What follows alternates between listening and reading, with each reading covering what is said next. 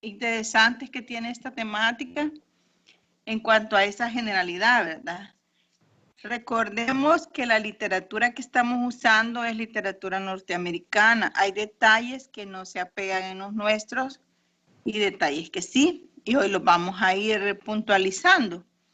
Porque si no, pues caemos en situaciones que no nos vamos a adaptar en los procesos reales de nuestro país, ¿verdad? O de los pacientes que nos toca ver. La toxicidad en los fármacos pasa por diferentes condicionantes. Poneme la siguiente. Uno de médico ve al paciente, lo encuentra mucha sintomatología, explora los signos, síntomas, define una enfermedad o diagnostica una enfermedad y hace una prescripción. Solo el médico, el odontólogo y el veterinario en nuestro país tiene facultad para poder hacer una prescripción.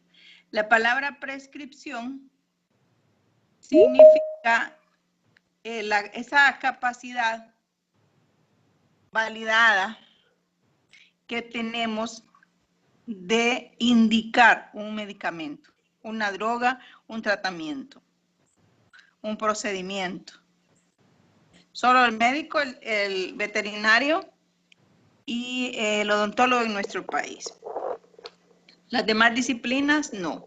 En las farmacias pueden despachar, pueden recetar, porque ellos solamente es poner una receta, pero prescripción, solo esas tres disciplinas en nuestro país. En otros países pueden, a veces las enfermeras graduadas, o que le llaman ellos, o licenciadas en enfermería, o hay un listado de medicamentos restringidos para otras disciplinas que sí, aunque no sean médicos, las pueden prescribir.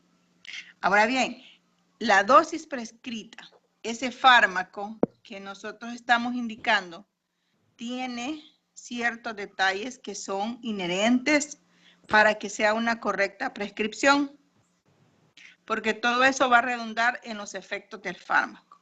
Primero, esa dosis prescrita tiene que tener una dosis definida, clara, que indique la vía de administración, que indique las cantidades, el nombre correcto del medicamento tal cual se escribe. Muchas veces hay lugares donde nos piden escribir los dos nombres, el nombre comercial y el nombre químico de la dosis a administrar. Debemos de escribir la concentración del fármaco y saber la concentración en los sitios de acción. Cuando yo voy a indicar un medicamento, debo saber en qué lugares se concentra más o menos o qué condicionantes necesita ese fármaco para poder llegar en la concentración adecuada a ese sitio de acción. Por ejemplo, usted quiere tratar una infección en la piel y le receta un antibiótico que tarda demasiado tiempo en llegar a piel. Cuando llegue hasta ahí, la infección ya se ha generalizado. Usted deberá tener en cuenta la concentración a la que llega a un sitio de acción va dependiendo del tipo de medicamento, de las condicionantes del paciente. Si es un neonato y usted le da por vía oral, neonatos son todos los menores de 21 días de nacido. Sus condiciones gástricas no están adaptadas y ese fármaco no se va a absorber en gran mayoría. Entonces su fármaco no va a llegar a una concentración al sitio de acción. Y por ende, si no llegó o si llegó adecuadamente, vamos a ver los efectos de los fármacos. Ahora, en este esquema que les estoy presentando, ven en esas flechas azules que esa es la ordenación correcta, pero cada uno de esos detalles tiene agregado una columna de literales ahí o de afirmaciones. Una, por ejemplo, dice que a nivel de dosis prescrita pueden haber errores y situaciones que si no las tomamos en cuenta vamos a obtener una concentración inadecuada del fármaco y por ende vamos a ver una toxicidad o vamos a ver un envenenamiento. Errores de la medicación, ya sea porque escribo mal el nombre del medicamento y le dan otro en la farmacia, ya sea porque no tomé en cuenta que el fármaco tiene interacciones y le doy dos medicamentos que están interactuando, que se potencian uno al otro y eso lo hace tóxico. Otro es el cumplimiento del paciente. Usted se lo receta cada 12 horas o cada 8 horas y el paciente cree que cada 8 horas es a la hora que se acuerda 3 veces al día. O él cree que, ay, el doctor, ¿por qué no me lo pone a una vez al día? Y yo no tengo tiempo de tomármelo. O el niño está dormido y no lo quiero despertar para dárselo. El cumplimiento del paciente suele ser una situación que nos lleva a un problema de alteración y fallas en los tratamientos, a veces porque incrementan las concentraciones o porque las disminuyen las concentraciones del fármaco y entonces lo que vamos a ver no es un efecto terapéutico, sino un efecto tóxico. En las dosis administradas, ¿qué errores podemos encontrar o qué condicionantes o qué situaciones agregadas? Ahí el problema es puede ser condicionado por la velocidad y el grado de absorción. Si no tengo en cuenta que la dosis a administrar va a llegar, digamos, a un estómago que está vacío, se va a absorber más que en un estómago que está lleno. Peor si el fármaco interactúa con los alimentos, va a haber un grado variable de absorción. La talla y la composición corporal es importante, principalmente en el área de pediatría y en la parte de lo que sería ya la geriatría. Imagínense cómo son estas pieles, por ejemplo, de un niño y de un anciano. En el niño, pues por su misma inmadurez, ¿verdad? Es una piel bien delgada. ¿Cuánto se va a absorber ese fármaco que usted a qué dosis le administró? Lo mismo en el anciano, ya su piel está delgada, producto de la degeneración. Y así, vea, si la talla es grande o la talla es pequeña, puede que las cantidades que necesite de dosis van a ser distintas. Si le doy demasiado, si le doy poco, pues va a interferir y puede llevarla a una toxicidad. Y así va a ser pues la respuesta también, vea, de ese fármaco. La distribución de los fluidos corporales, no todos los fármacos se van a distribuir igual, pero está amarrada a la dosis que usted le administra. La unión al plasma, a proteínas, a los tejidos, la velocidad del metabolismo de la persona o del mismo fármaco como tal y la excreción. Las concentraciones en los sitios de acción se ven influenciadas por variables fisiológicas ya inherentes en cada persona, en cada edad, según el sexo o según patologías agregadas. Factores patológicos, no va a ser igual la dosis para un paciente con daño renal, no va a ser igual para un paciente con daño hepático, etcétera. Factores genéticos, yo tengo una deficiencia enzimática de X o Y que necesito tenerla para interactuar con el fármaco y como no la tengo, las concentraciones libres del fármaco van a ser mayores y va a haber más toxicidad. También el desarrollo de tolerancia y de sensibilización que pueda generarnos un medicamento a ciertas concentraciones en ciertos sitios de acción. Efectos de los fármacos, ¿qué factores pueden influir? Influyen en la interacción fármaco-receptor, eso es importantísimo. Si el fármaco no se une al receptor, no llega a su sitio de acción, no hace su efecto. Tenemos que el estado funcional del sistema blanco, o sea, hacia donde le toca llegar a actuar, la selectividad del fármaco, propensión a producir efectos indeseables. Hay fármacos que, por ejemplo, provocan una gran irritación gástrica. Hay fármacos que no. Hay fármacos que provocan cierta irritación de la piel cuando usted se los aplica, pero es parte de un efecto que ya... un efecto indeseable que el fármaco provoca, pero no es tan delicado como para evitarlo.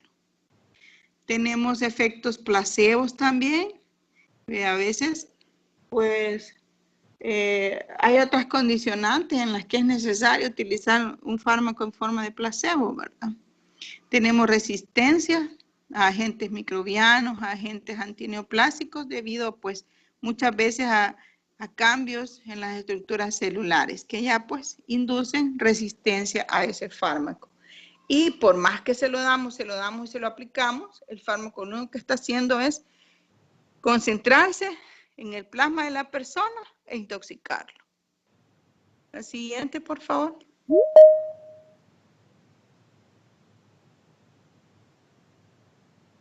Esa. La farmacología se intersecta con la toxicología cuando la respuesta fisiológica a un fármaco es un efecto adverso. Ahí se interactúan esas dos disciplinas. La farmacología estudia todas las drogas y su comportamiento con el cuerpo y en el cuerpo de la persona. Y la toxicología estudia también drogas, pero que son capaces de generar un daño, un primordial daño tóxico, venga la redundancia, a la célula, ¿verdad? Le genera un efecto adverso, dañino. Y un veneno es cualquier sustancia, incluyendo cualquier fármaco, que posee la capacidad de dañar a un organismo vivo. Y el envenenamiento ya es el resultado del consumo del veneno. En general implica que los efectos fisiológicos dañinos sean el resultado de la exposición a productos farmacéuticos, drogas ilícitas o productos químicos. Debemos de tener claro un aspecto bien importante acá. Una cosa es tener contacto con el tóxico y otra cosa es tener un envenenamiento. En nuestro medio van a haber muchos casos de pacientes que llegan que han tenido contacto, nada más. El niño, fíjese que tocó esta bolsa de veneno para, qué sé yo, las hormigas, pero solo lo tocó o solo estuvo cerca, solo hubo un contacto. Ahora, ese tipo de pacientes se ingresan muchas veces para que puedan ser vigilados, observados y se pueda recurrir pues a alguna forma de prevención. Pero el paciente que ya sufrió un envenenamiento va a ser diferente el tratamiento y la sintomatología que presenta. Y eso hay que tenerlo claro porque muchas veces eso hace una variación de los seguimientos que se tendrán que hacer en estos casos estos pacientes. ¿La que sigue?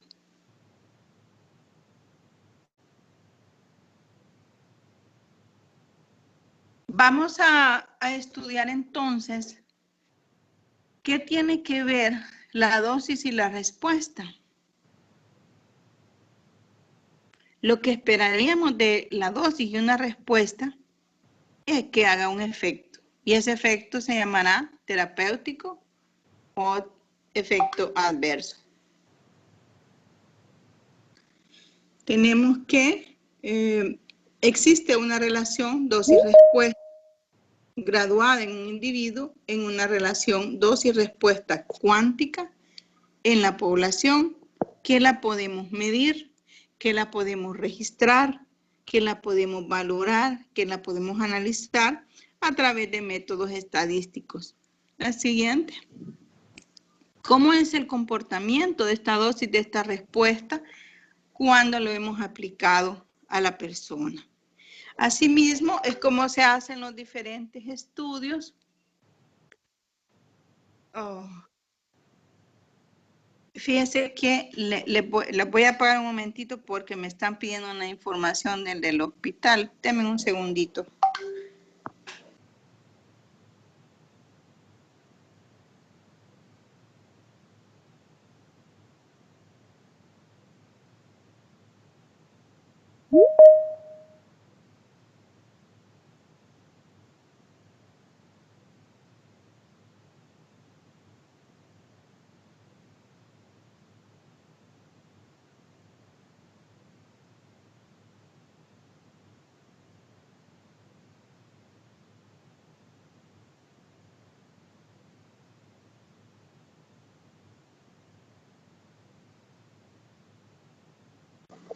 Hoy sí. Bueno, ahí van a disculpar, pero me están pidiendo información y por más que les digo que se esperen, como que no me... Y están llamar y están poniéndome mensajes al mismo tiempo, pero ya se las envié. Bien, les decía que los efectos que se ven en las personas son estudiados de forma estadística también. Y de la forma en la que se estudia más a través de estas disciplinas, pues es utilizando curvas donde valoramos la dosis, las respuestas convencionales que presenta un fármaco. Las dosis graduadas de un fármaco administradas a un individuo generalmente suelen causar una respuesta, ¿sí?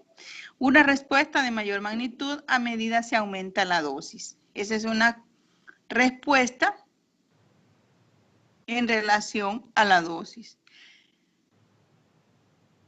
Vista de una manera cuántica, o sea, cuantitativa, la relación dosis-respuesta implica que el porcentaje de población afectada por ese fármaco aumenta a medida usted aumenta la dosis.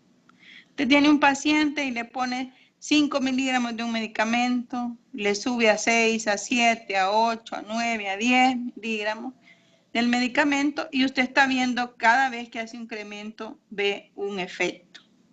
Si ese es el efecto terapéutico que usted necesita, esa es la dosis que va a usar con el paciente en base al estudio de las curvas de dosis-respuesta. Usualmente ya uno como médico, bien pocos medicamentos tiende a hacer esto porque uno espera que en tanto tiempo esté el paciente ya mejor o curado de la enfermedad en la que uno le ha expuesto el medicamento, pero hay casos en los que no funcionan y entonces usted tiene que revisar todo el porqué, ¿verdad? Entonces hay que comprender estas curvas dosis-respuesta. La relación es cuántica cuando se considera que el efecto establecido puede estar presente o ausente en un individuo dado. Esta relación cuántica de dosis-respuesta se utiliza para determinar la DL, que es la dosis letal media de los fármacos. Para eso han servido el estudio a través de los años de este tipo de curvas. Nos permite determinar la dosis letal media de ciertos fármacos. La siguiente, por favor. Esta es una gráfica que ustedes tienen ya en el libro texto. Prácticamente tenemos que acostumbrarnos a entender desde el punto de vista médico, si no les voy a pedir que como estadísticos me manejen todas las variables, Y, X, y todas las ponderaciones que quieran, no. Pero sí necesito que se enfoquen y vean en el primer cuadro, en el A,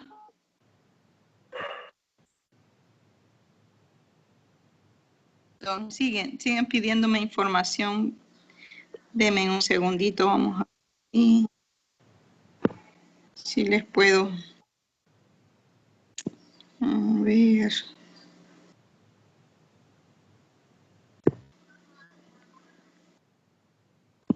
Bueno, ahí está. Quiero que se centren en la gráfica. Dice en uno de los ejes, les menciona una escala que va de 0, 50 y 100. Esa es la escala que va a valorar la mortalidad fraccionada en la población, porcentajes, y en la otro plano cartesiano aparecen las dosis. Dosis en miligramos por kilo de peso. Es una escala logarítmica que va de 2, 5, 10 y 50. Esto lo que está haciendo es esquematizar una relación de una dosis-respuesta. Esto significa que yo le doy le pongo el medicamento al paciente y voy a esperar una reacción. Esta reacción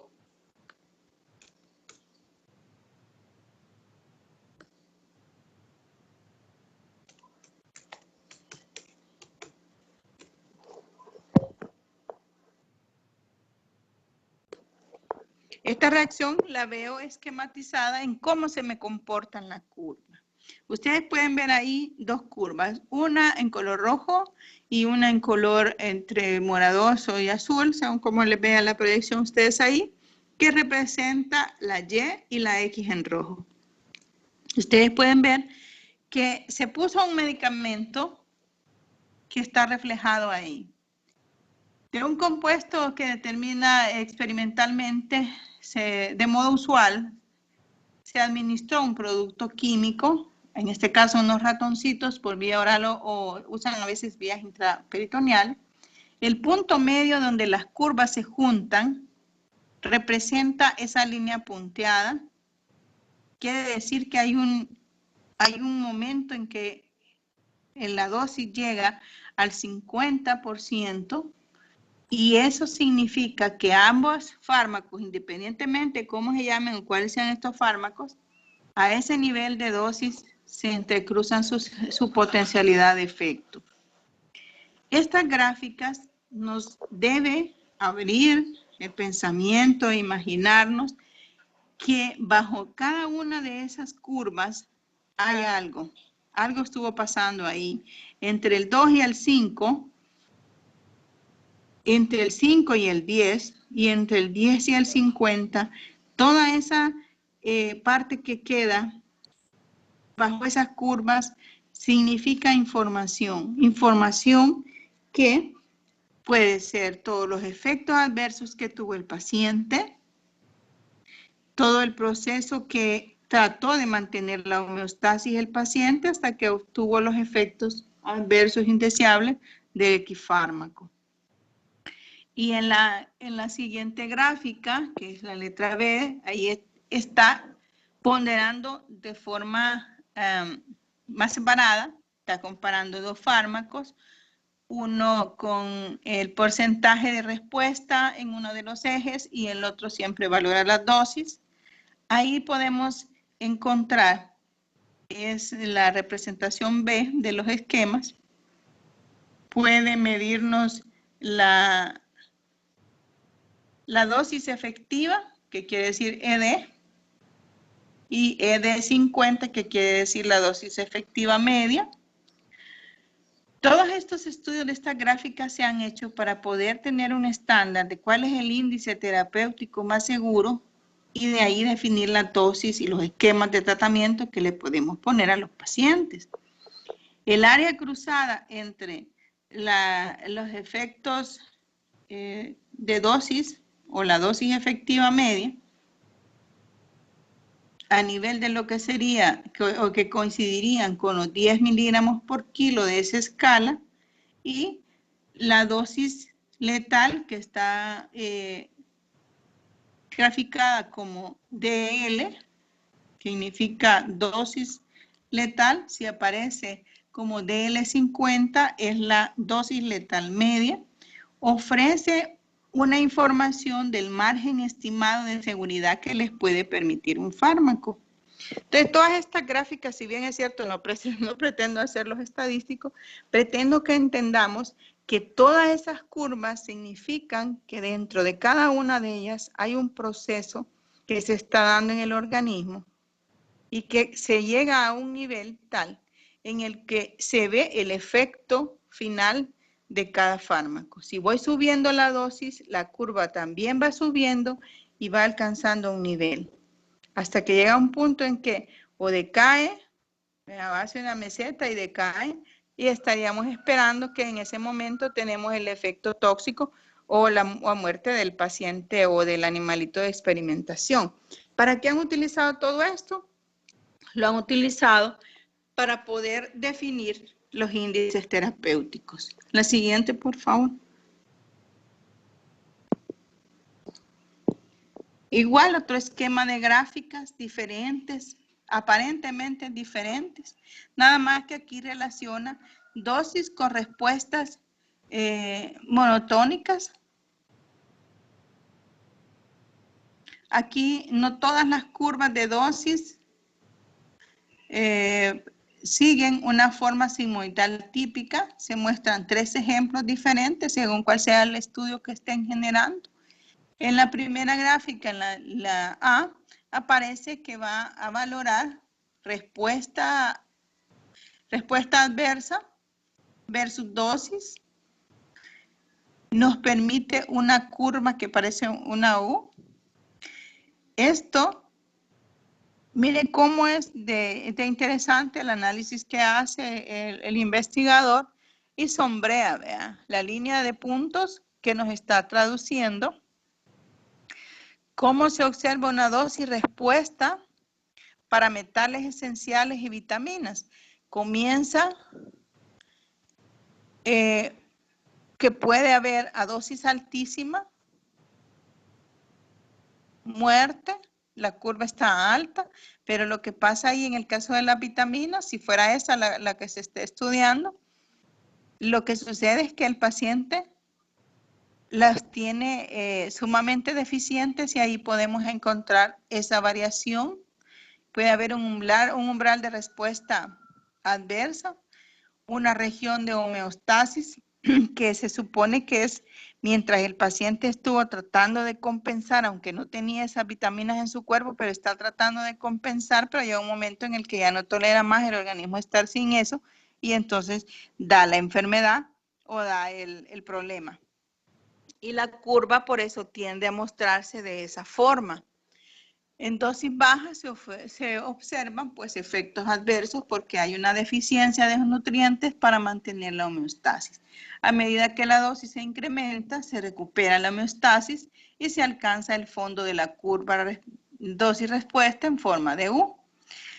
Les voy a poner un ejemplo más clásico. De hecho, tuvimos un examen con los estudiantes y estábamos viendo el tema de deficiencias de vitaminas.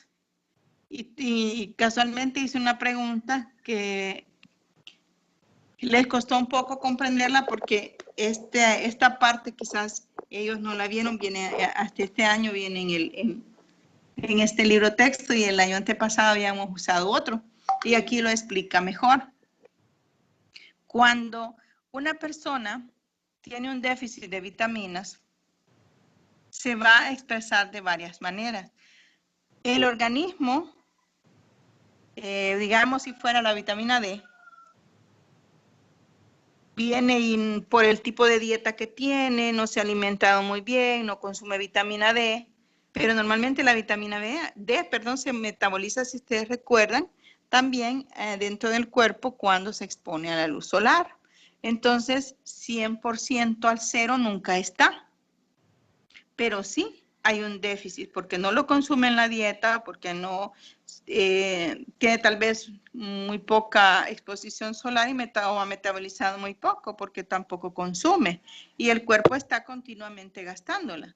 Entonces muchas veces cuando está así no le ha generado ningún daño.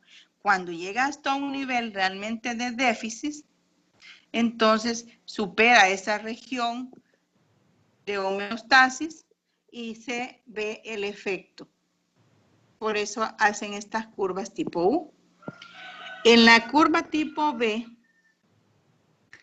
vamos a encontrar que tenemos que lo que está valorando es la respuesta y la dosis.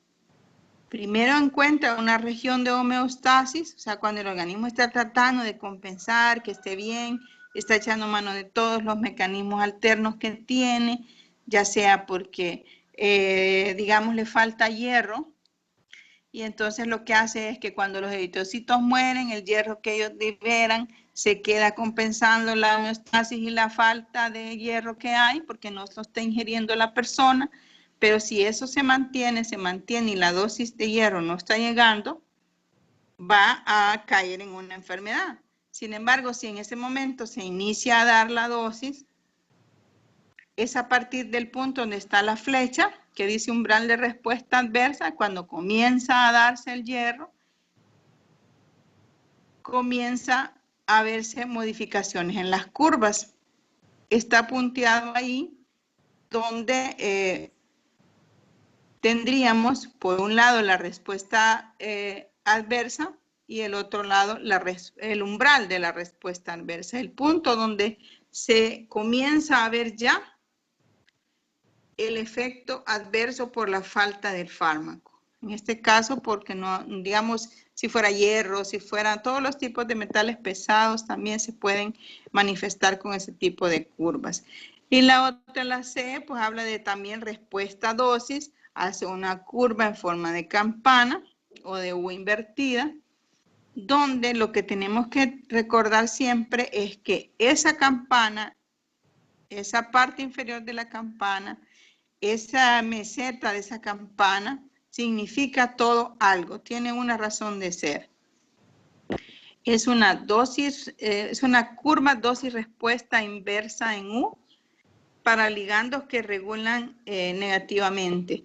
Tenemos que, si seguimos la curva, la parte más superior hacia donde nos dirige la flecha habla de la respuesta máxima que nos puede dar un fármaco, y en la región que vaya en disminución o en detrimento, vemos la otra flecha que nos habla de la región suprafisiológica, que es cuando el organismo está tratando de compensar o ya llegó a un efecto definitivo que le está provocando la dosis que le están generando de X fármaco.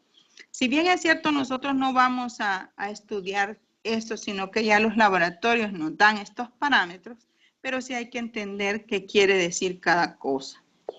La siguiente, por favor.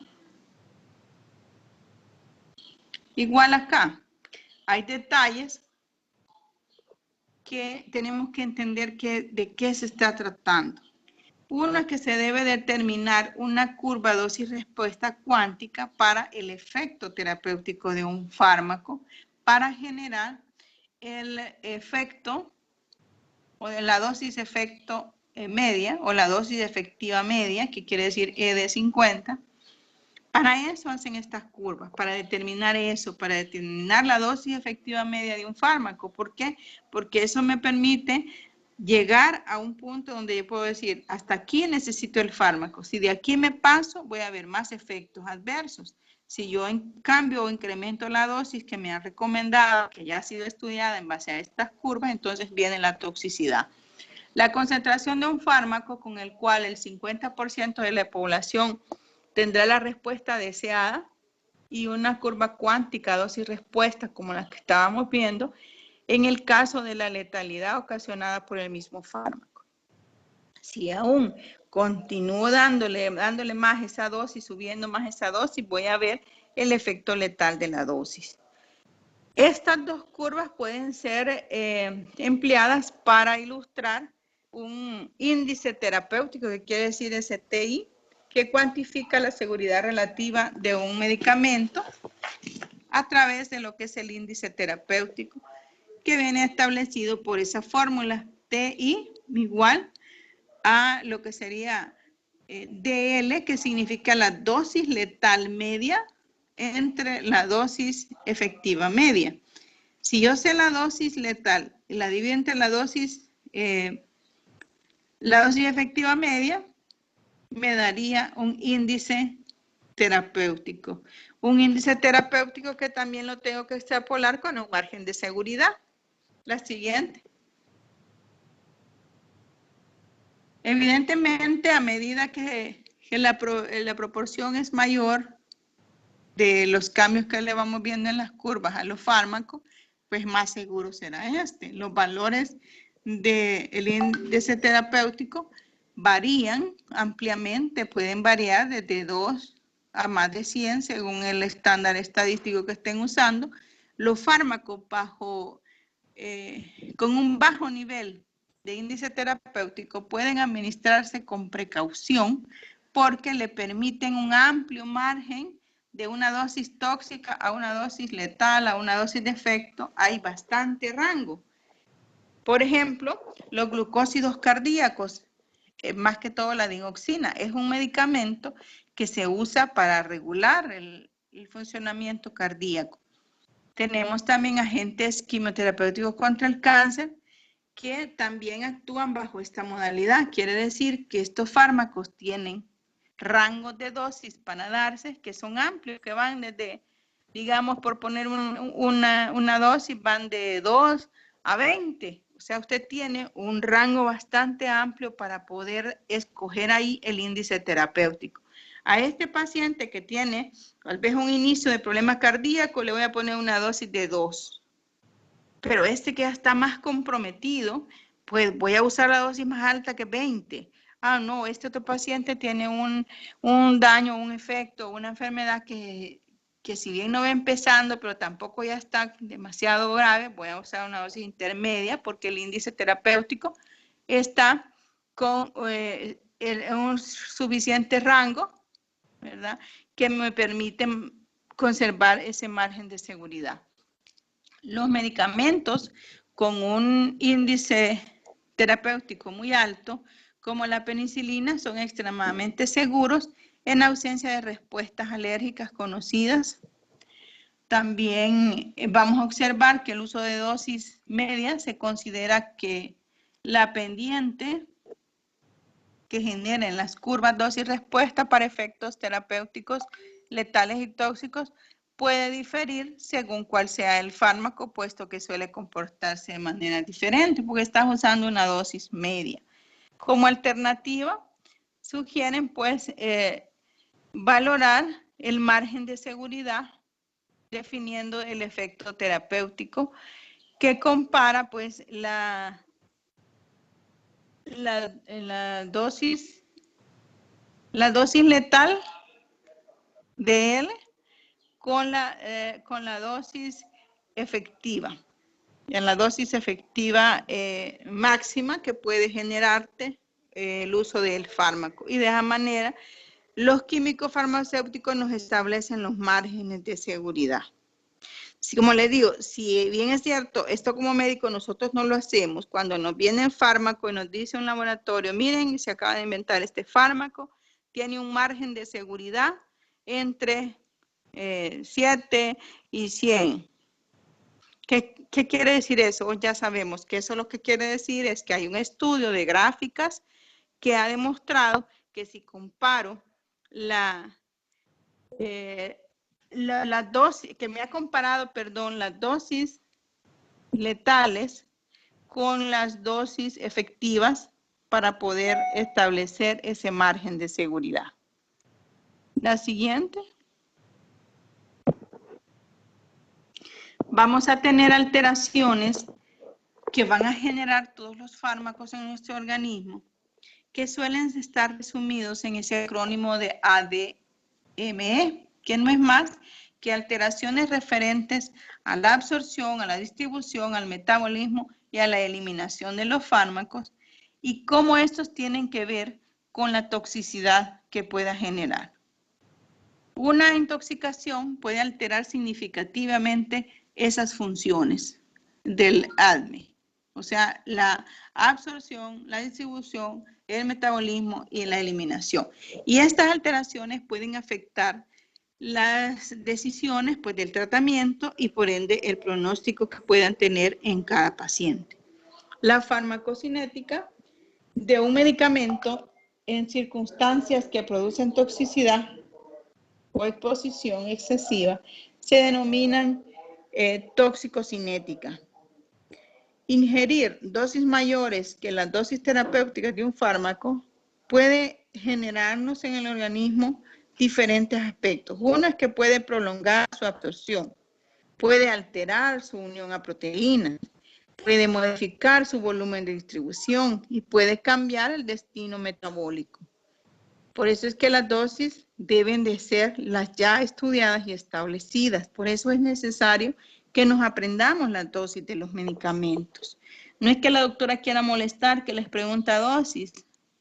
No es que la doctora quiera molestar en preguntarle cuáles son los efectos, cuáles sean las vías de administración, o les pone mal una respuesta donde no escriben bien eso, porque es importantísimo para que eso no genere una alteración y se traduzca en daño en un paciente. Cuando se enfrenta a una intoxicación potencial, los clínicos deben de tenerse en cuenta dos preguntas importantes. ¿Cuánto tiempo un paciente asintomático necesita ser monitorizado? Pongo un ejemplo, un paciente, asumen que estuvo en contacto con el tóxico, está asintomático, pero debe ser monitorizado, o sea, observado. ¿Cuánto tiempo deberá ser? Depende de la absorción y la dinámica del fármaco. Hay casos, por ejemplo, de niños que llegan, que se han tomado las pastillas de la abuelita porque tienen un color bonito, porque lo han dejado en un lugar y ellos creen que es dulce, si los agarran. Entonces, y llegan corriendo a la emergencia. Mire, doctor, el niño se tomó esto, se intoxicó con esto, el niño viene intoxicado. No, el niño solo ha tenido un contacto, a veces porque usted tiene que valorar.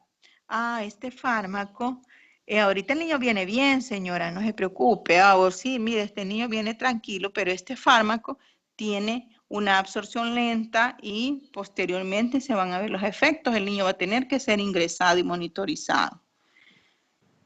Como pasa también con los niños que se han expuesto a corrientes eléctricas, en el momento no les van a ver nada, no les pasa nada, pero alrededor de las 8 horas de exposición, posterior a la exposición, pueden comenzar con una alteración cardíaca por los cambios de corrientes eléctricas que sufrió. Entonces es necesario monitorizarlos o tenerlos ingresados en observación, quiere decir ese monitorización. La monitorización, perdón. ¿Cuánto tiempo tomará un paciente intoxicado para mejorar? ¿Qué tiene que ver ahí? ¿Qué estará pasando?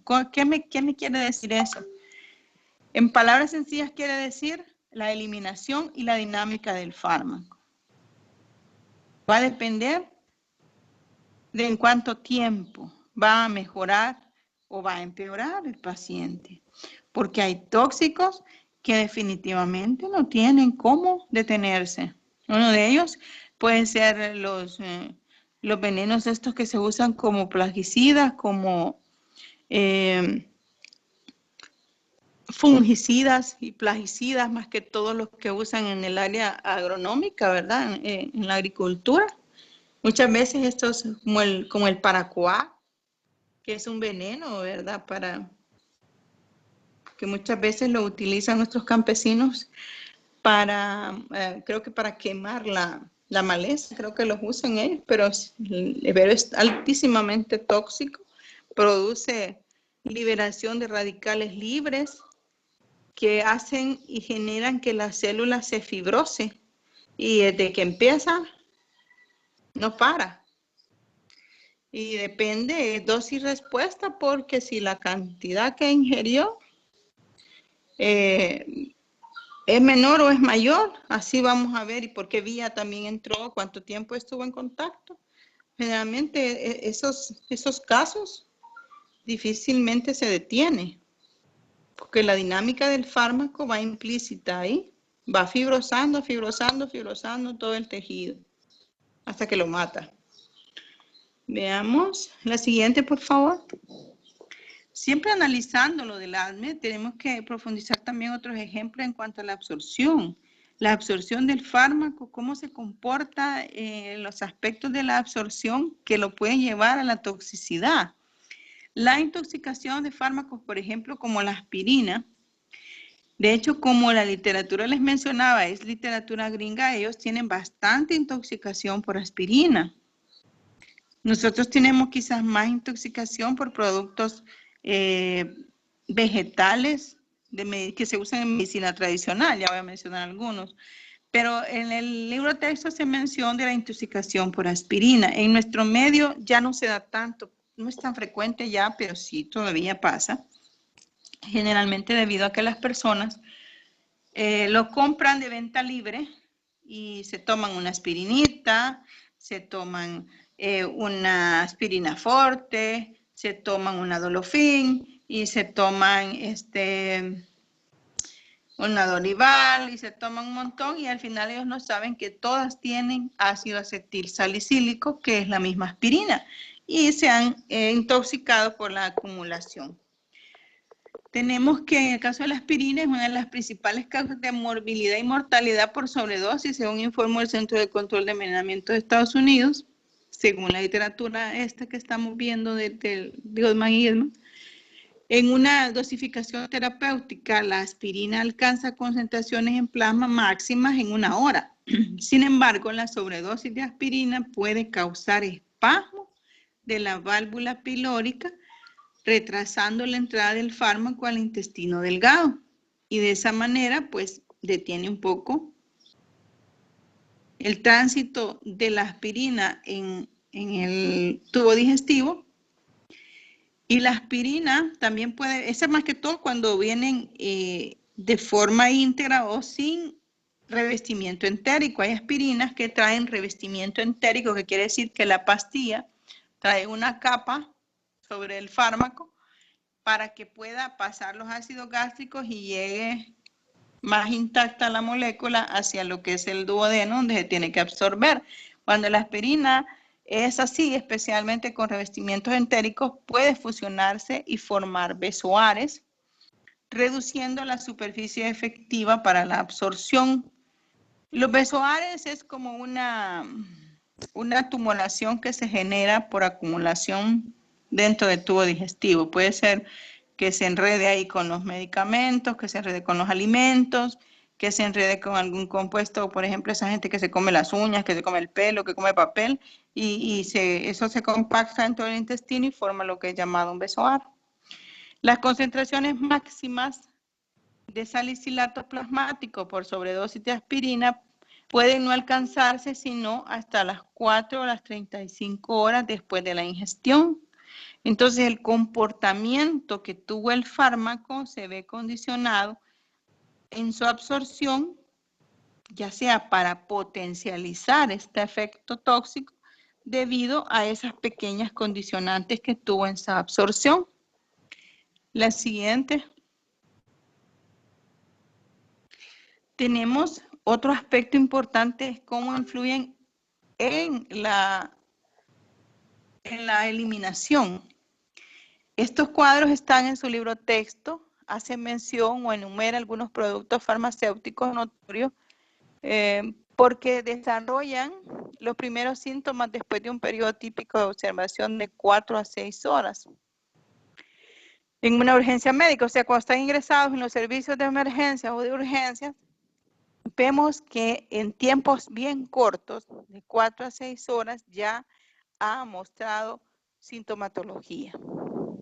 Recuérdense que en nuestro país, si bien no es grande, pero sí las distancias se vuelven dificultosas para las personas porque a veces no todas tienen acceso a un vehículo y vieron que su paciente lo hallaron tomando fármacos o tomando una droga o se han intoxicado con X o Y cosas y todo lo que tardan en venir hacia el hospital, pues ya cuando viene el paciente ya viene con sintomatología.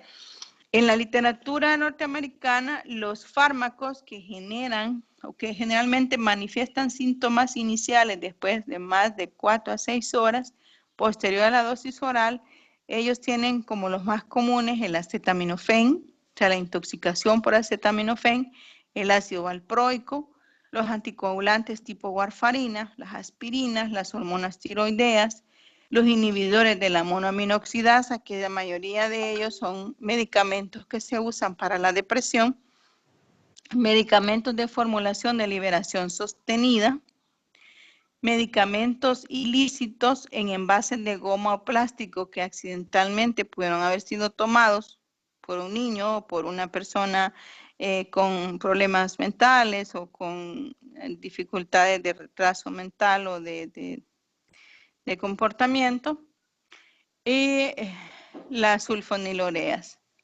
Estos fármacos, una vez ingeridos junto con los agentes, tienen una actividad anticolinérgica debido a la disminución de la motilidad gastrointestinal y también pueden presentar un inicio de retardo de la acción una vez en el cuerpo según cómo se comporten químicamente, o cuál de todos ha sido.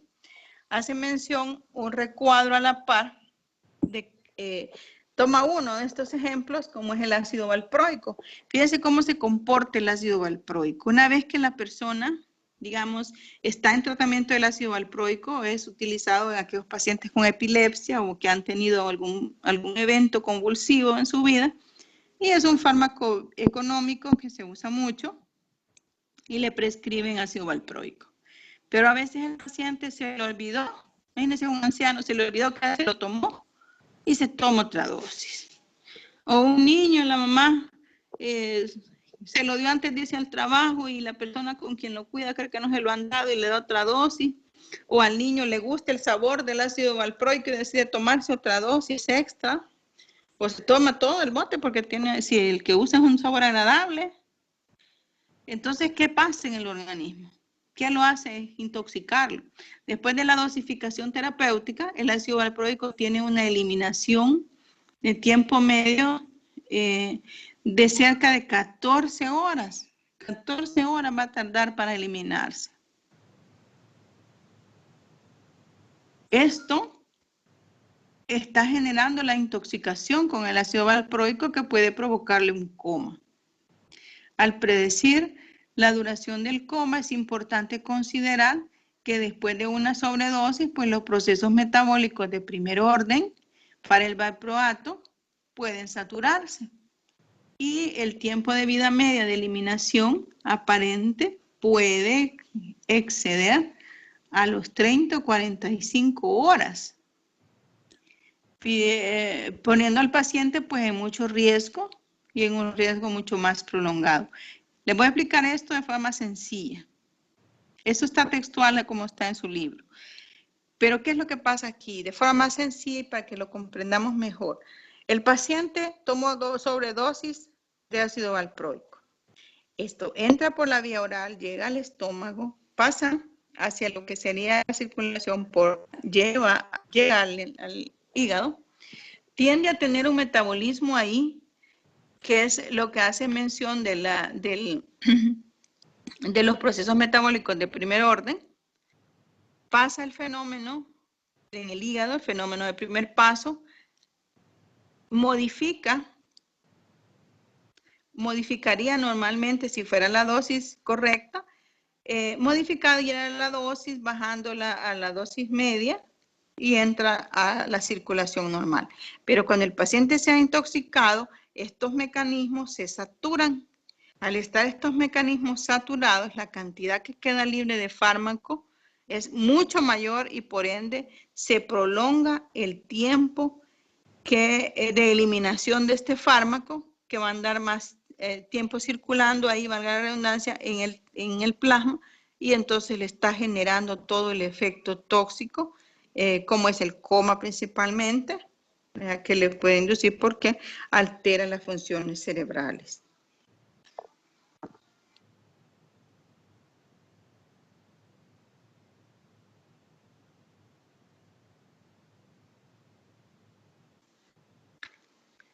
La siguiente, por favor.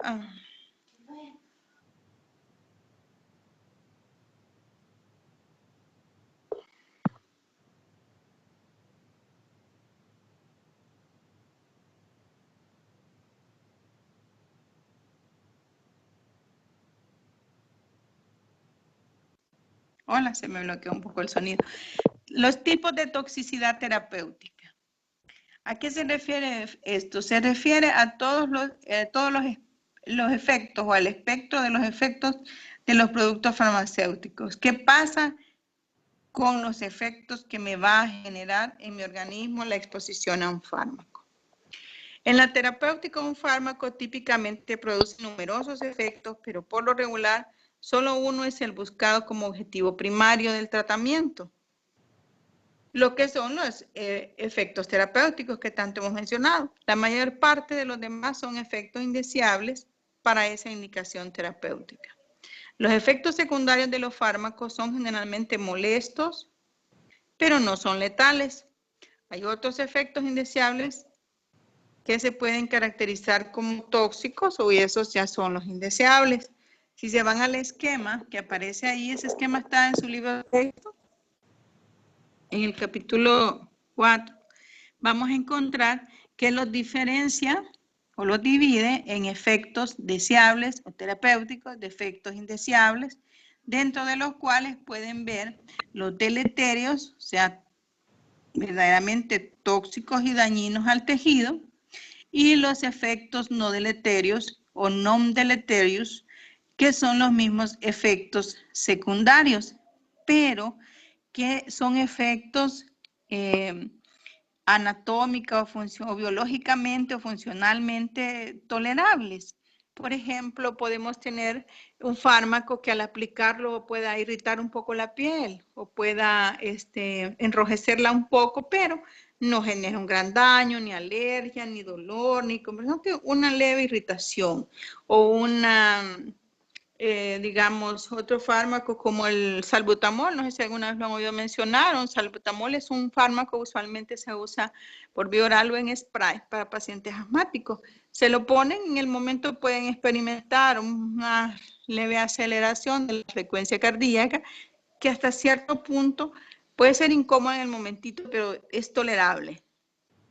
A eso se refiere a efectos no deleterios, efectos secundarios, pero que pueden ser tolerables. No así los efectos deleterios o efectos tóxicos que pueden ser de tipo farmacológico, patológico o genotóxico. Eso sí los vamos a ver uno por uno porque prácticamente son reacciones dependientes de la dosis que tenemos que tratar de que no pasen en el paciente. La siguiente. El efecto tóxico de un tratamiento no debe ser. Debemos encontrar qué generó ese efecto porque es un daño al paciente. ¿Cómo vamos a hacer? Conociendo qué son las reacciones dependientes de la dosis. Los efectos tóxicos de los fármacos pueden clasificarse como farmacológicos, patológicos y genotóxicos. En general, la incidencia y gravedad de la toxicidad está primordialmente relacionada con la concentración del fármaco en el cuerpo y la duración de la exposición a este fármaco o a esta droga. Mi organismo reacciona ante la presencia del fármaco. Ya a veces hay condicionantes en mi persona que van o pueden prolongar eso. Y como médicos estamos obligados a preverlos. Usted no va a recetar un medicamento sin haber explorado al paciente. Por eso es que no es conveniente que el médico, a veces por complacencia, el paciente y le llama, mire doctor, fíjese que mi niño tiene tal cosa que le puedo dar. O mire doctor, fíjese que me salió esto aquí. Y hoy que es una vea de que por las redes sociales le mandan la foto a uno de que aquí tiene una lesión en la piel y que qué le pone, qué le unto, qué le indica. O mire, aquí le mando la foto del examen y ¿qué le doy? ¿Qué le puedo comprar? Eso no se hace, jóvenes. Eso no es correcto. ¿Por qué? Porque no vamos a ver y a valorar el resto de condicionantes que el paciente tiene. Condicionantes que ya sabemos que le puede generar un daño o aumentar la toxicidad o peor aún, intoxicarlo con un medicamento. Imagínense, un paciente les manda una foto de un examen que tiene un parásito. Pero ustedes no saben que el paciente está ictérico, tiene el hígado inflamado, tiene una hepatitis. Y usted muy amablemente le receta un antiparasitario que se va a metabolizar en el hígado y después como el hígado está inflamado no se metaboliza, sino que se concentra el fármaco y tenemos los efectos tóxicos de aquel tratamiento. Y ahí no van a decir, ay, qué bueno es el doctor o la doctora que me da las recetas por teléfono. Cada vez que yo lo llamo está listo a dármela. No, ahí van a decir, él me enfermó a mi papá, a mi mamá, a mi niño. Así es que eso no se hace, jóvenes. Oye, tómenlo muy en cuenta porque ese mal ejercicio de clínica que hay ahorita no debe ser. La siguiente, por favor. Ahora, la duración de ese fármaco, pues cuánto tiempo se lo van a dar o cuánto se lo da la mamá, esa es otra cosa, ¿verdad? Tenemos que la toxicidad, habíamos dicho que podía ser farmacológica. ¿Qué está pasando para que se dé esta toxicidad farmacológica? La depresión, por ejemplo, del sistema nervioso central producida por ciertos fármacos como los barbitúricos es en gran medida predecible, pues depende de las características de la dosis, del fármaco como tal. Por eso la toxicidad es meramente de cada fármaco. La progresión de los efectos clínicos va desde una generación de ansiólisis o ansiedad a la sedación, hay somnolencia, puede haber coma, que son efectos clínicos que ya da el fármaco sobre el sistema nervioso central. el grado de hipotensión producido por la nifedipina. La nifedipina es una droga que la utilizamos como antiarrítmico para regular la presión arterial.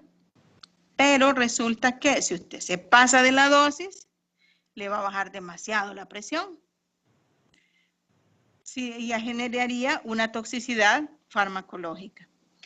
También puede haber la disinesia tardía. La disinesia tardía, fíjense que es un trastorno motor extrapiramidal que genera como temblores en ciertas partes del cuerpo. Puede ser asociada a una dosis inadecuada con uso de medicamentos como tipo antipsicóticos para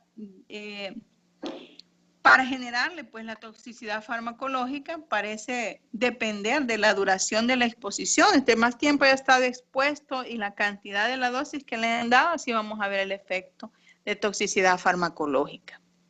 También tenemos otros ejemplos que hablan de toxicidad farmacológica también que puede ocurrir cuando se administra una dosis correcta, pero hay una circunstancia que hace interactuar al fármaco y vuelve a presentarnos una toxicidad.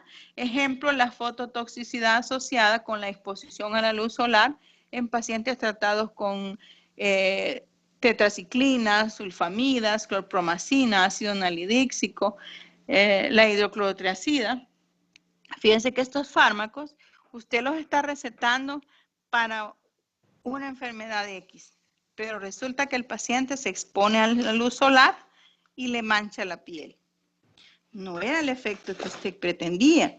No es que usted genere el daño, no, pero el efecto del fármaco al interactuar con los rayos de luz solar o la exposición a luz solar le induce esa toxicidad farmacológica. O cuando lo ha usado demasiados tiempos. Entonces, usted como médico debe saber qué efectos le va a provocar el fármaco para decírselo al paciente. Hoy llega un paciente, usted le tiene que dar un diurético, ese diurético es hidroclorotiazida y resulta que la hidroclorotiazida cuando el paciente se expone mucho al sol, le mancha la piel. Entonces, ¿usted qué tiene que hacer? Le va a decir al paciente que le puede provocar eso para que lo evite o va a buscar otro fármaco tipo diurético también porque usted necesita usarlo para tratar una enfermedad, pero debe conocer los efectos tóxicos farmacológicos.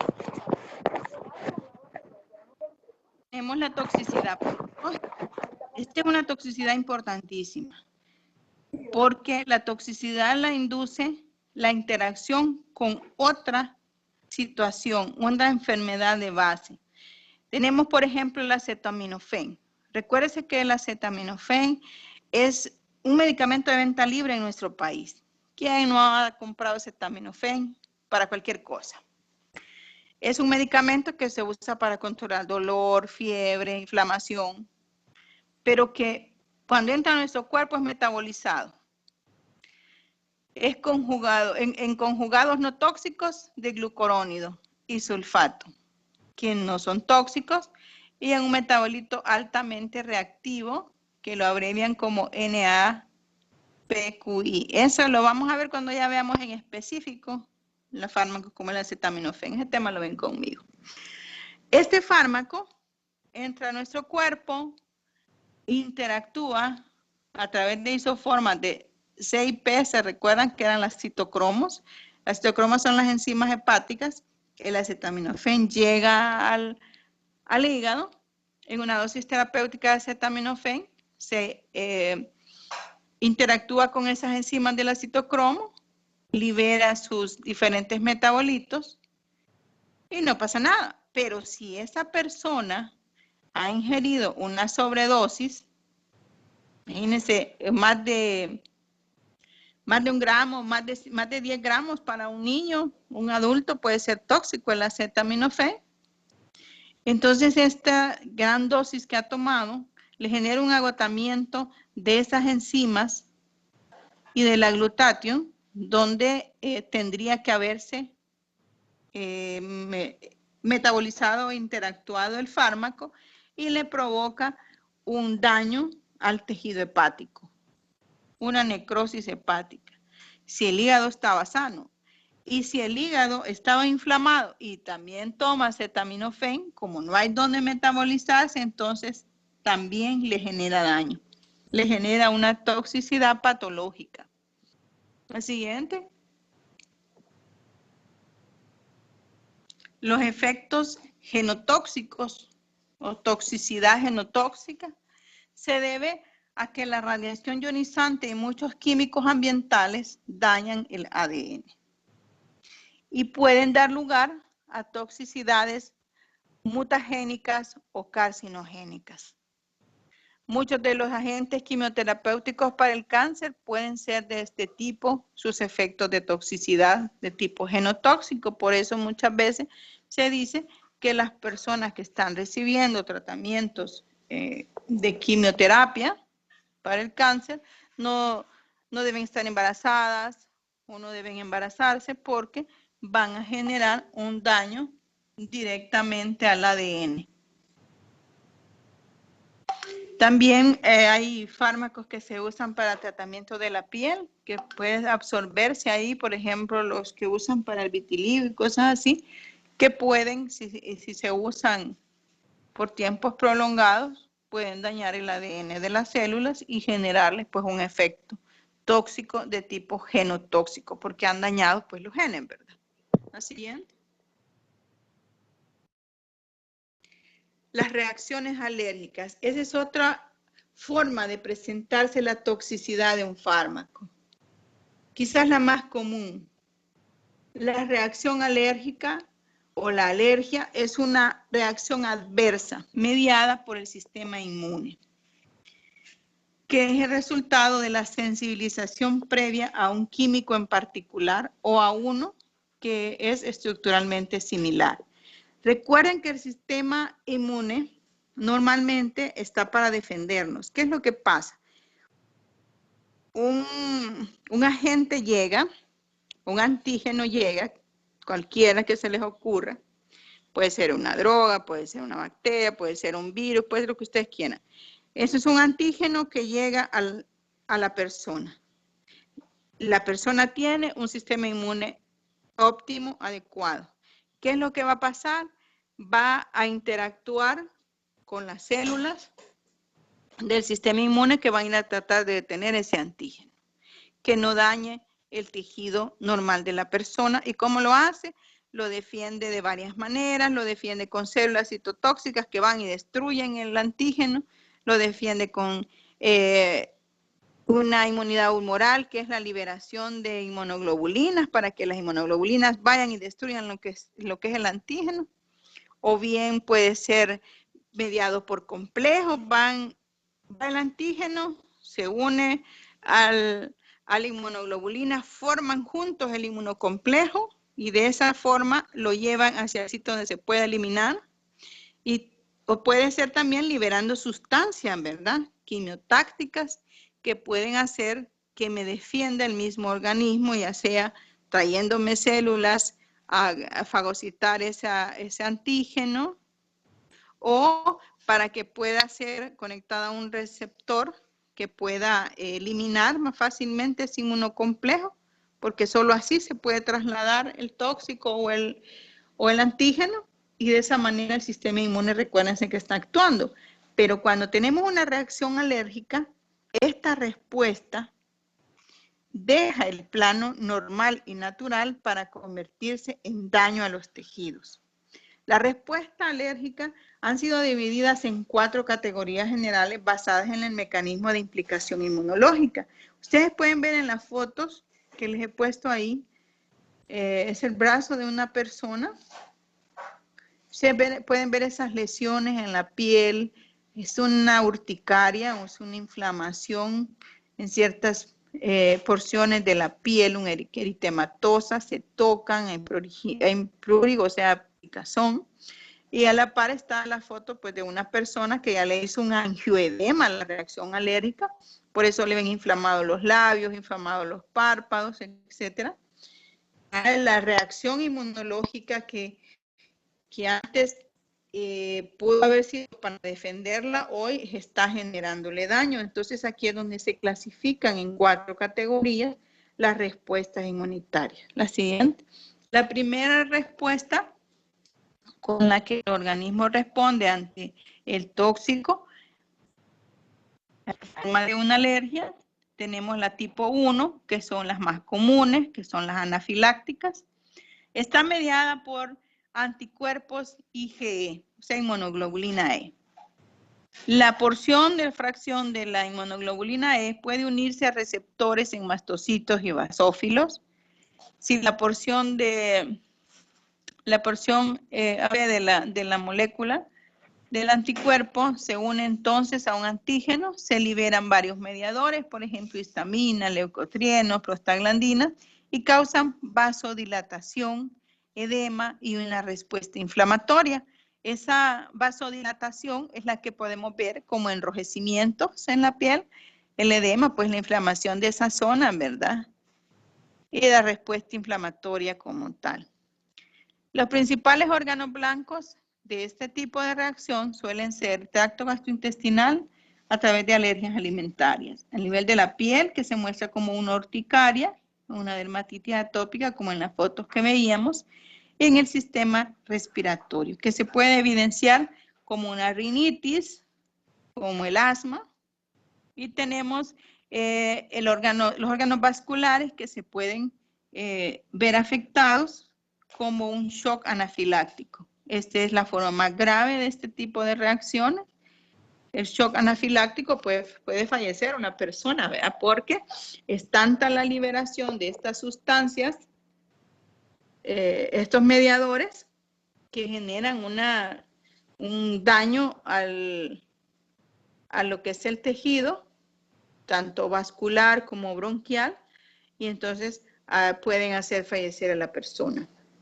Estas respuestas tienden a ocurrir rápidamente después de la estimulación con un antígeno al que el individuo ha sido sensibilizado y se denominan reacciones de hipersensibilidad inmediatas. Puede ser que usted le receta un fármaco, ya sea tópico a un paciente, y se lo pone hoy, medio le irrita o no le causa nada, pero la siguiente vez que se lo pone, le hace una reacción adversa anafiláctica o una reacción inmunológica o una reacción de este tipo que es mucho mayor. Y ahí se evidencia como una reacción de hipersensibilidad inmediata. Puede ser en el momento o puede ser después, porque ya deja sensibilizado a la persona.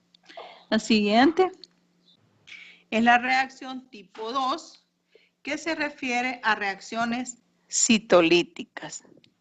Está mediada tanto por anticuerpos IgG como IgM y por lo general se atribuyen a su capacidad para activar el sistema del complemento. ¿Se recuerdan qué es el sistema del complemento?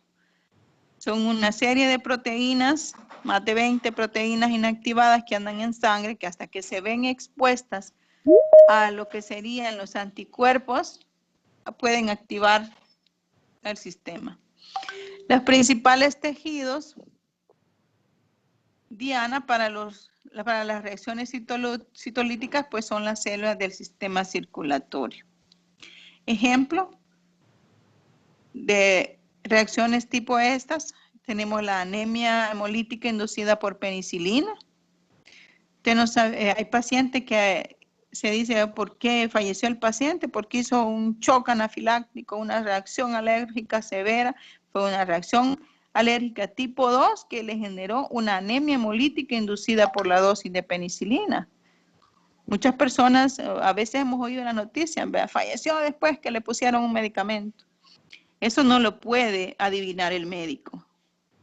En algunos casos hay personas que cuando le pusieron medio se expuso a X fármaco, presentó una reacción, pues entonces de ahí para allá siempre debe decir que es alérgico.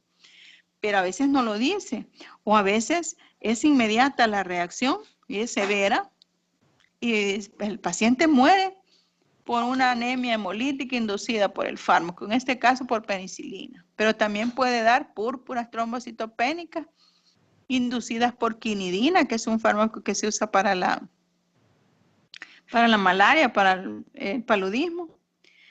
Puede haber granulocitopenia inducida por la sulfamida. Las sulfas son unos fármacos usados como antibióticos.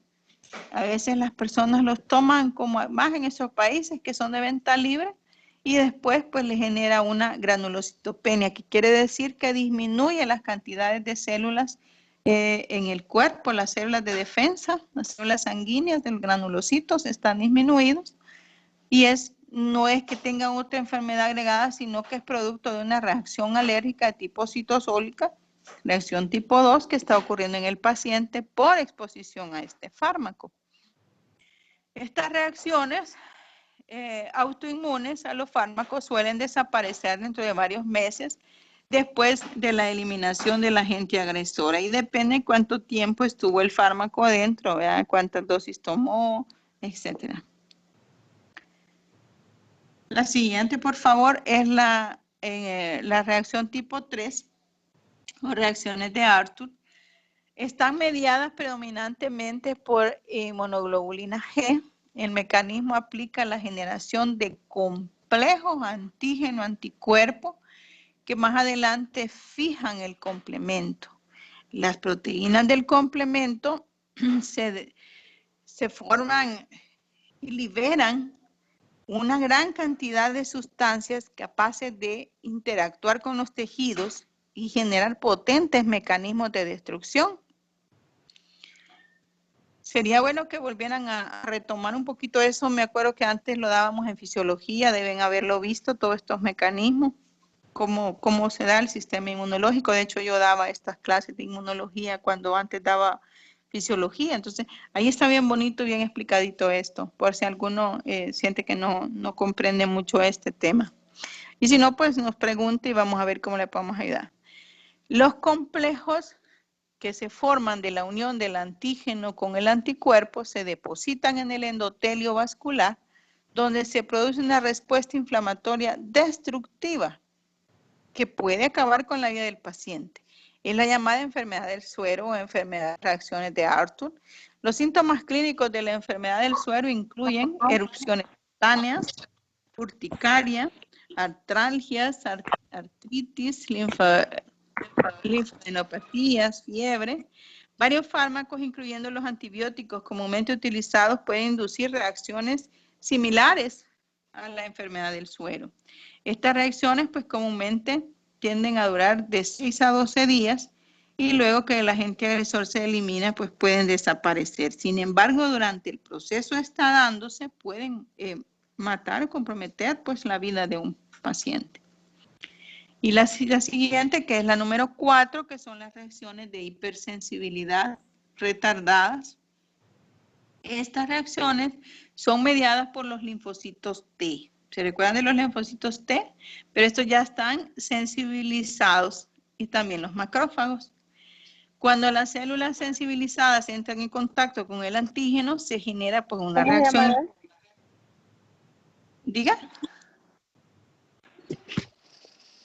Se genera una reacción inflamatoria mediante la producción de linfoquinas y la posterior afluencia de neutrófilos y macrófagos que vienen a incrementar pues, la respuesta inflamatoria. Un ejemplo de sensibilidad tipo 4 retardada es la dermatitis de contacto causada por alguna planta como la hiedra venenosa, que hace que genere esta reacción. Puede ser muy delicada, puede comprometer la vida del paciente. Así pues, las reacciones alérgicas son parte de los efectos tóxicos que puede inducir un fármaco. La siguiente, por favor.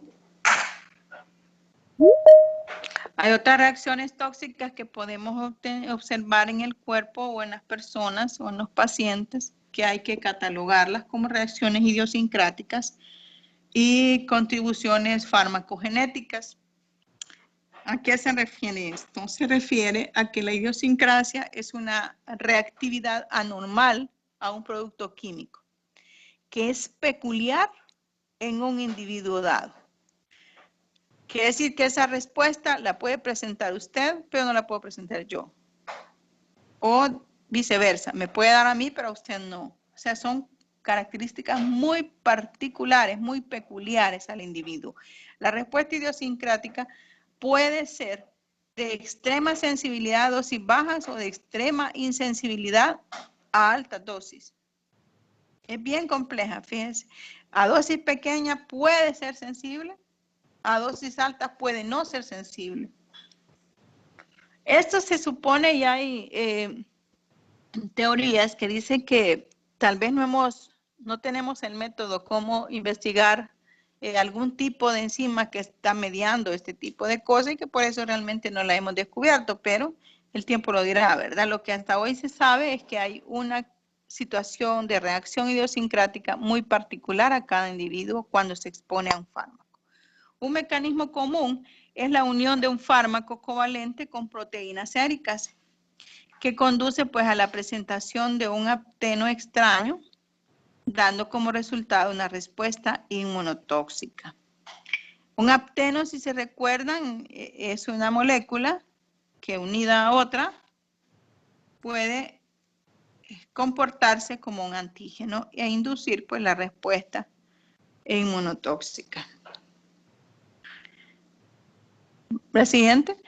Siempre hablando de las reacciones idiosincráticas y las contribuciones farmacogenéticas, muchas diferencias individuales de las respuestas a los fármacos tienen una base farmacogenética también. Mi respuesta ante los fármacos es diferente porque mis condiciones genéticas pueden ser diferentes. Esto pone un gran reto a la creación de los fármacos. Fíjense que por eso cuando una compañía crea un fármaco, puede ser una vacuna, tiene que probarla en múltiples poblaciones y razas.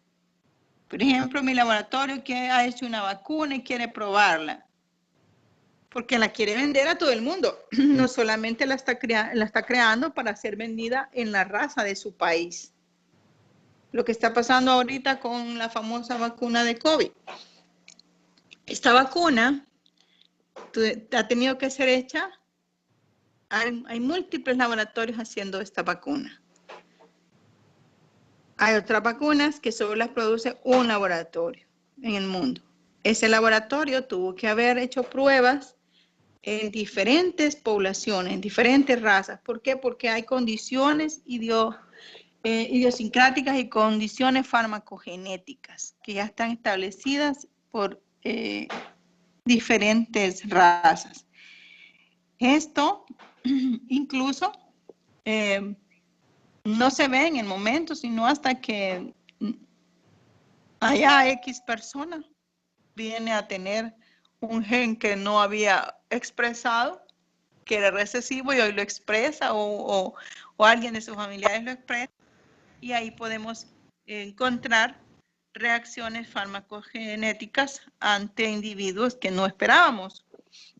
Una fracción, por ejemplo, de un hombre de piel negra, en menos del 10% de los casos desarrollan una anemia hemolítica grave cuando reciben dosis de primaquina. La primaquina es un fármaco que se usó en forma mundial para el tratamiento de malaria o del paludismo.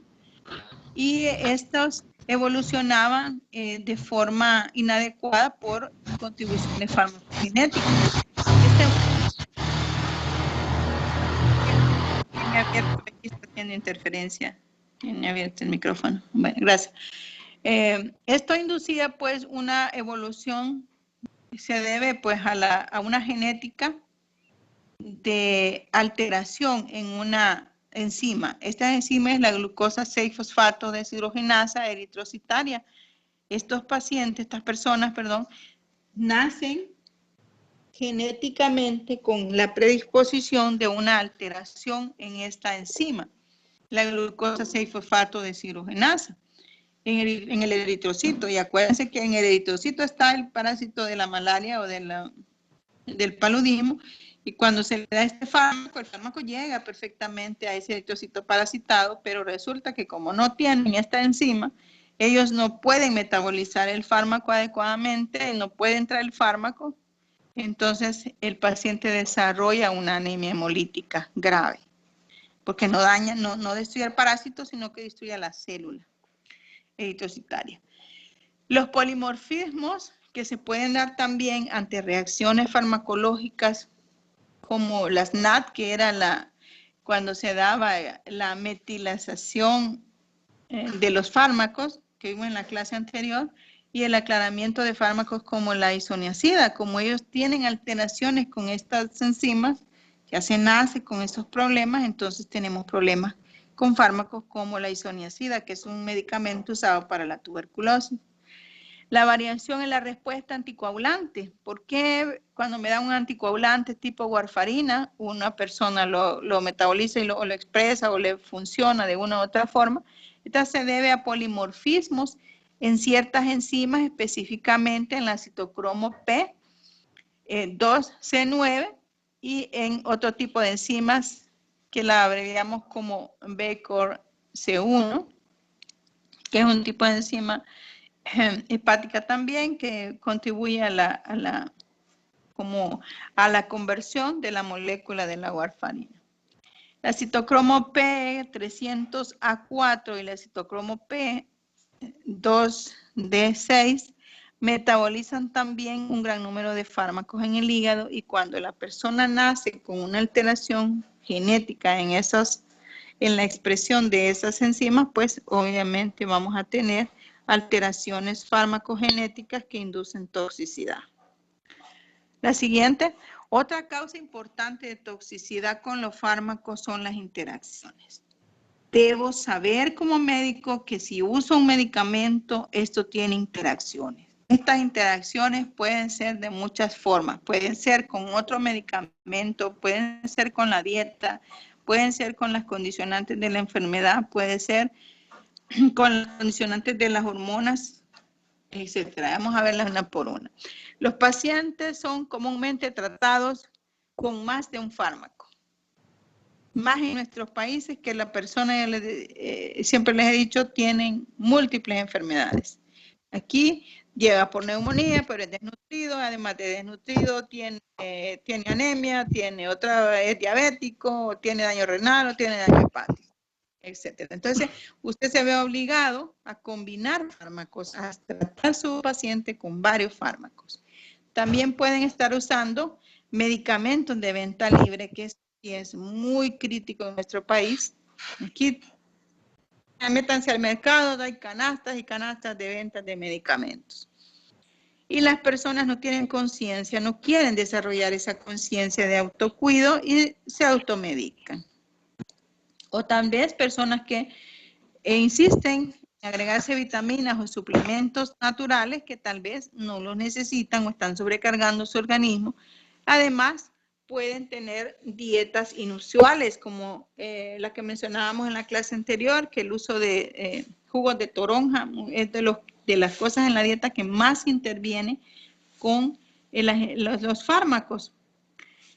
Tenemos que todos estos factores pueden contribuir para las interacciones medicamentosas o a un fracaso de la terapia, o peor aún, a una toxicidad como tal, que es a lo que más pues compromete la vida de la persona. La siguiente, las interacciones de los fármacos pueden ser dadas de diferentes formas, como una interacción de absorción, como una interacción de la unión a las proteínas, como una interacción del metabolismo, como una interacción de la unión del receptor, o como una interacción en la acción terapéutica. Veamos una por una.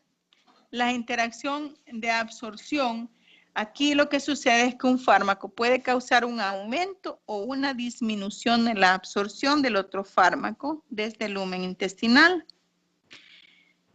Por ejemplo, usted va a usar un medicamento en vía oral, digamos la ranitidina, es un antagonista de los receptores de histamina H2, aumenta el pH gastrointestinal y puede aumentar la absorción de fármacos básicos como el triazolán. De esa manera usted pone dos fármacos para que hagan un aumento, pero puede hacer lo contrario. El secuestrador de ácido biliar, como llamado colesteramina o colestiramina, es un fármaco que usamos a veces cuando no hay suficiente producción de ácidos biliares o tiene problemas con ácidos biliares. Esto conduce a una concentración sérica significativamente reducida de otros fármacos, como es el propanolol. El propanolol es un fármaco que a veces lo usamos para problemas de taquicardia, de angina, de hipertensión. Pero si usted lo está dando junto con un fármaco llamado colesteramina o colestenamina, debe de saber que la sola interacción de ambos fármacos está reduciendo la fracción de uno de ellos, y en este caso el propanolol. A eso se refiere la interacción de la absorción. Uno bloquea la absorción del otro. La interacción de la unión a proteínas. Aquí lo que sucede es que los fármacos, para poder llegar a su sitio de acción, tienen que unirse a una proteína. Entonces aquí hay fármacos como la aspirina, los barbitúricos, la fenitoína, las sulfamidas, el ácido valproico, la warfarina, son altamente ligados a proteína en el plasma, y es el fármaco libre, no el que está unido a la proteína, el que produce los efectos clínicos. Estos fármacos pueden tener una mayor toxicidad en la sobredosis, o generar una sobredosis, si los sitios de unión a proteína se saturan. Y los estados, o en los estados fisiológicos que conducen a hipoalbuminemia, o sea, pacientes que tienen bajas las albúminas, como los desnutridos, o los pacientes cirróticos, los pacientes con daño hepático, o cuando se desplazan de proteínas de plasma por otros fármacos. Entonces, esto generaría que al interactuar fármacos de este tipo con el problema de las proteínas, entonces se va a elevar la cantidad de fármaco libre y las posibilidades de generar la toxicidad pues son cada vez mayores. Otra es la interacción del metabolismo. Aquí tiene que ver con lo de la clase anterior que hablábamos de las cuestiones que tienen que ver con el metabolismo de un fármaco. Una enzima que se satura porque usted le da un medicamento que se metaboliza en la misma enzima con el fármaco que ya toma. Por ejemplo, el paciente es un asmático, es un convulsivo y tiene permanentemente que tomar X o Y medicamento para controlar ese problema, y usted le agrega uno que interactúa con el metabolismo o en la enzima donde se van a metabolizar o con el receptor, le modifica su metabolismo y está interfiriendo con ese fármaco. Un fármaco que puede influir con frecuencia en el metabolismo de uno o varios fármacos, especialmente cuando están implicados los citocromos P hepáticos. Un ejemplo es el acetaminofén. El acetaminofén es transformado parcialmente por la citocromo P2E1 hacia un metabolito tóxico que es el NAPOQ1. Este metabolito queda libre cuando usted no consideró y está usando dos fármacos que usan ese mismo punto de metabolismo, que en este caso es la citocromo. La ingesta de otro fármaco como el etanol es un potente inductor de la citocromo P3.1. Puede conducir a una mayor susceptibilidad o a la intoxicación por fármacos con acetaminofén después de una sobredosis. ¿Qué quiere decir esto en una más sencilla? Que si usted usa etanol y también acetaminofén, la posibilidad de que se intoxique incrementa porque el etanol está generando, está induciendo sobre aquella enzima citocromo en la cual tendría que haber estado interactuando el acetaminofén para que sea metabolizado. Y al no hacerlo, pues le induce pues liberación del fármaco libre, que es sin metabolizarse el que va a generar el daño tóxico. La siguiente, las interacciones de la unión al receptor. Eso como lo dice ahí su palabra, su nombre. El fármaco para funcionar tiene que unirse a un receptor, pero aquí el fármaco, esa unión le genera un problema. Pongamos un ejemplo, la bupremorfina, que es un opioide con actividad agonista parcial y antagonista en el receptor, comúnmente utilizado para tratar la adicción a los opioides, El fármaco se une a los receptores opioides con alta afinidad y puede prevenir la euforia por el uso concomitante de fármacos narcóticos de abuso. Usan el mismo receptor para poder utilizar esa interacción. Lo voy a explicar de forma más sencilla.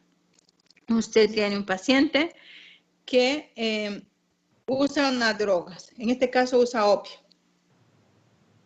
¿Cómo lo va a tratar? Usted tiene que ponerle 2 medicamentos para ver que le ayuden. En este caso decide usar buprenorfina. Esta buprenorfina usa el mismo receptor que usa el opio. Satura con uno de los receptores y de esa manera pues usted va a obtener una interacción medicamentosa que le puede funcionar, sí, le puede ayudar porque va a tener tan saturado que no va a interactuar el opio. Pero ¿qué va a pasar? Los efectos tóxicos se pueden aumentar porque el opio libre es el que queda generándole daño. Y la interacción de acción terapéutica. Aquí vamos a explicar en base a un ejemplo. La aspirina es un inhibidor de la agregación plaquetaria y la heparina también actúa a nivel de la sangre como anticoagulante. Ambos están interactuando en los procesos de coagulación, ¿verdad? Suministrados juntos pueden aumentar el riesgo de sangramiento. Entonces, porque uno está potencial.